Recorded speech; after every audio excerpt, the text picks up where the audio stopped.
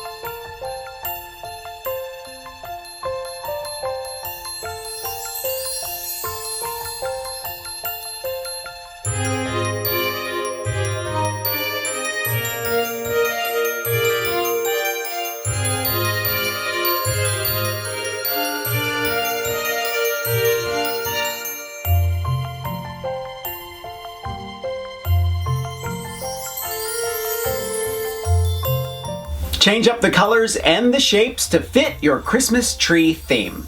Thumbs up if you like this video, leave me a comment and I will get back to you. Subscribe to my channel if you haven't already.